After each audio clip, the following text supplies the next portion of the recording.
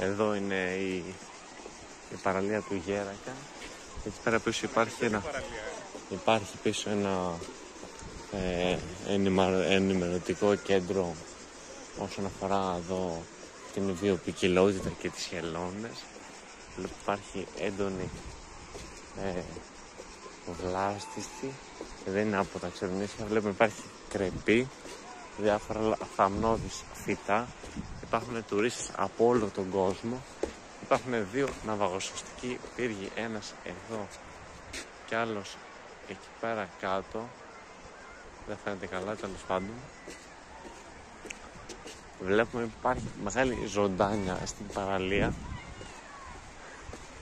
Υπάρχει, λέει, και έντονη παρουσία χελωνών, κυρίως από τέλη Μαΐου έως τέλη Ιουνίου.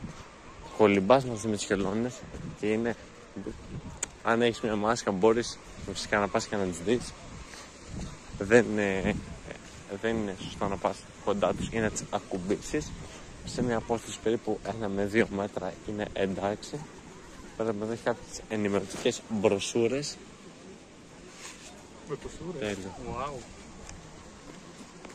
Είναι η παραλία του Γέρακα. Βλέπετε πέρα υπάρχει ένα σκηνή το οποίο αποτρέπει τους διάφορους επισκέπτες να πάνε σε αυτήν την περιοχή, γιατί γεννάνε οι χελώνες τα αυγά τους στα διάφορα αυτά ξύλινα κατασκευάσματα.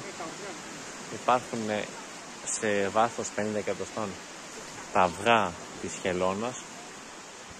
Πίσω βλέπουμε είναι κάποια φωτοβολταϊκά που τροφοδοτούν διάφορες κάμερες εκεί πέρα, γιατί απαγορεύεται για κάποιον μετά τις 8 η ώρα να έρθει εδώ για μπάνιο ή για κάτι άλλο.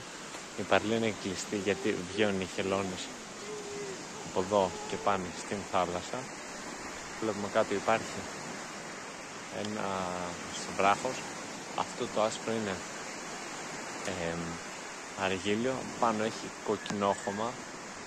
Δεν ξέρω, δεν φαίνεται, δεν πειράζει. Υπάρχει έντονη κρεπή, έντονη παρουσία από κρεπή.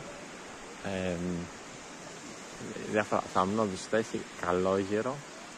Αυτά κυρίως, έχει και κάτι άλλα τα οποία δεν τα γνωρίζω δυστυχώς. Αυτό.